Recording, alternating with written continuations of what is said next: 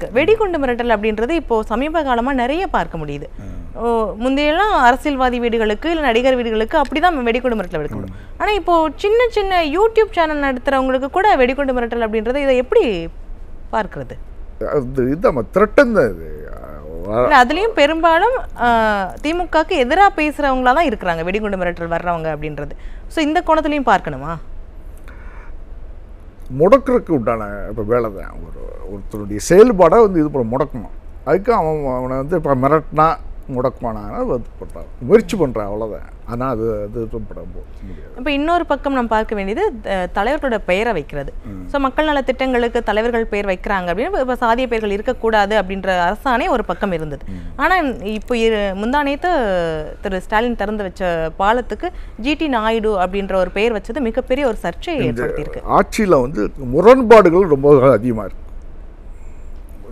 இப்போ பேரை வந்து எடுக்கவும் வேண்டியதில்லை, திரும்ப பேரை வந்து வைக்க வேண்டியதில்லை.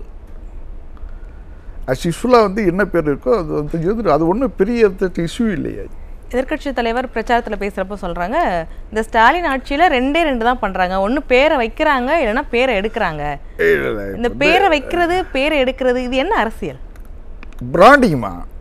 இப்போ ரின் சோப்பு இருக்குன்னு வைங்களேன், திடீர்னு என்ன பண்ணுவோம், அது மின்னல் அடிக்கும் சூப்பர் அப்படின்னுமா, அதே சோப்பு தான்.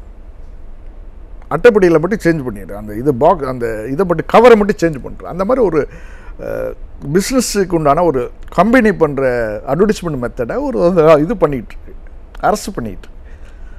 நீங்கள் ஆட்சி வந்து அமைச்சிலேருந்து பார்த்தீங்கன்னா நிறைய இது வச்சுருப்பா பேர், விடியலே விடியாது, இந்த மாதிரி பேர்கள் வந்து வச்சுக்கிட்டே போகிறாங்க. ஆனால் அந்த திட்டங்கள் என்ன எல்லா திட்டங்களும் வந்து எல்லாம் இருக்குது.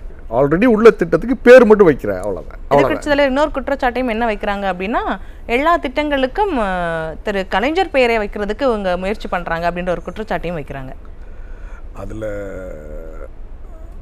பாசிட்டிவும் இருக்குது, நெகட்டிவ் இருக்குது. அது வந்து அந்த திட்டங்கள் மேலே உள்ள விவாதத்தை விவாதிக்க வேண்டியது.